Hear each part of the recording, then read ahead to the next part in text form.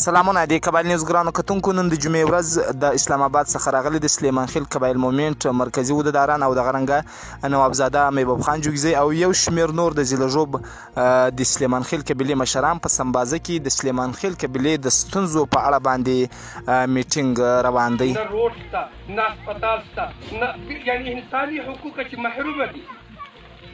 حکومت وقت او مقامي انتظامیه دا د یو پلار حیثیت لري. موږ اپیل کوو له اے سی صاحب ډي سی صاحب چې دست شفقت چې د سلیمان خیلو په سر باندې کړي او دوی ته د دوی بنیادي حقوق ورکړي. روډ نشته. زما له ابتاباد چې را اسلام آباد چې را روان شوی یم، زما تقریبا 30 ګنټې په لارو وتې، نه روډ شته، نه لاره شته، نه بس شته، نه انساني حقوق شته. زه اختتامي کلمات کوم د تاسو ټول په دغه جرګه کې د ملک ادګل سلیمان خیل په شمول یو شمېر سلیمان خیل مشران ګډون لري. ای سی او ډي سی د ژوب او داسې نور چارواکي په دغه جرګه کې موجودیت لري. سلیمان خیل قبایل مومنټ کابینې له دوی څخه غوښتنه کوي چې د سلیمان خیل او مندور خیل قبیلې لانجه دې هم د خبرو له لارې حل سي. او د نادرا سنټر دی وین مالوي موبایل وین سرویس په حواله باندې لیټر ما سره پروت ده چې باقاعده صوبایي قیادت مال جان جمال صاحب سره په دې باندې رابطه کړې ده او په دې باندې باقاعده بزنجو صاحب سره په دې باندې خبره شوې.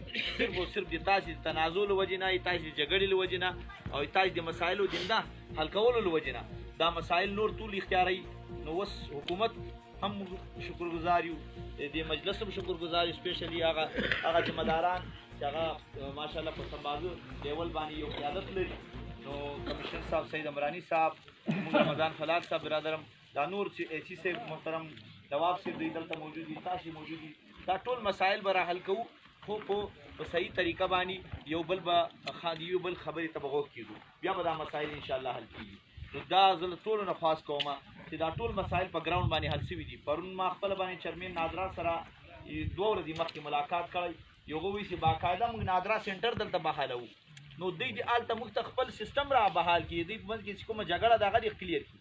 چې جګړه تر څو نه کلیر شوي نو تاسو ته بنیادي حقوق. د قبایل نیوز سره روزي محمد سلیمان خیل ژوب.